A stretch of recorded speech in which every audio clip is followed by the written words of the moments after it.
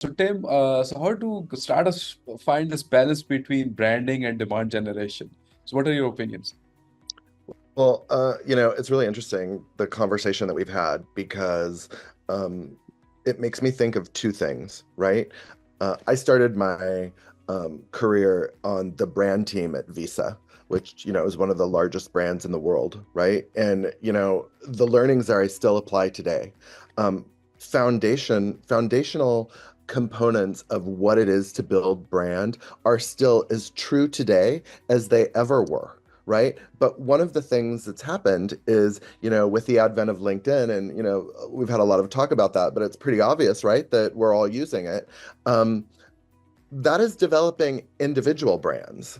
And so, Mm, as we develop the brand for the company, because that is who we're trying to sell, right? It's important that there is, confluence with that, right? Because otherwise you just have an individual person, and if the individual person leaves, then all of a sudden that brand goes with them. And I think that that is one of the challenges of marketing, right? These days. And I think that when you see a lot of sales and marketing come together, that authenticity is really amplified to the market, and that energy is real. And there are some examples, that Saad gave with his WTF campaign, which I love, or, that Udi Ledger did a great job with a gong, turning it purple, right? And having completely different types of visuals, right? And this was then all about the people and the comments and the real things that they would say. And so, look, your question was, when do we do brand? When do we do demand gen? Right? And do they really need to be separate? Um, let's talk about that a little bit and break that up so you understand where I'm coming from. First of all, demand gen has this thought of, we're going to be hitting you over the head nonstop with sales. And I'll tell you something, it's so funny. I've been getting these sales pitched all the time now that I have my own business, right?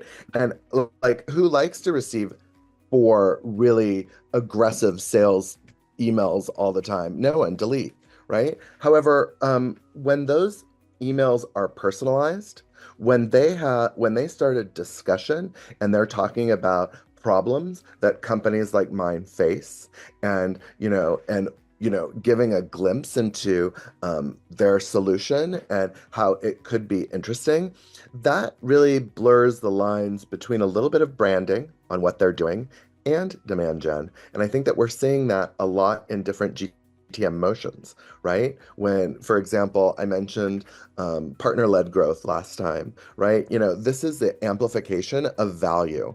Or Saad and Chris were talking about community, right? Where you're able to, Mutiny, which I love, the company, they have a community that's thriving. And, we're rarely talking about Mutiny, right? But at the end of the day, Mutiny is the one that's hosting us. And so, they're building their brand through that. And then there's a number of things in between inbound and outbound that can be done.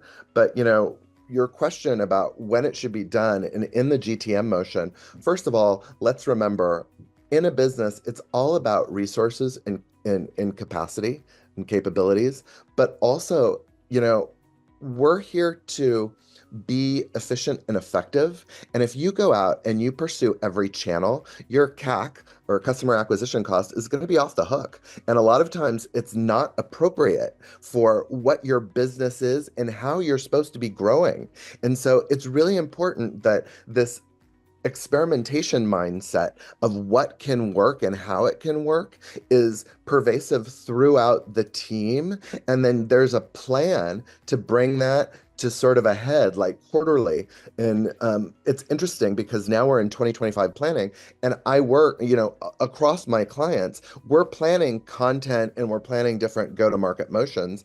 And it's about really understanding where we are now, where we want to be, the metrics, our performance, and what we're going to be doing and the investment coming down the pike. And then once that, look, one thing that we've talked about a bit, but I just want to pop it in now as we're, 43 minutes into it, is, in startups, Chris was mentioning why people go to the storytellers as opposed to ChatGPT.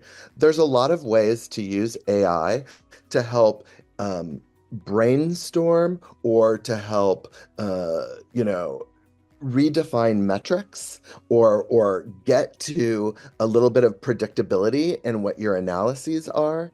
And this is where a lot of the magic comes so that people can start talking about that connection and authenticity and that storytelling that early brands need to do because that POV is the real differentiating factor in why people want to do business with you in the first place.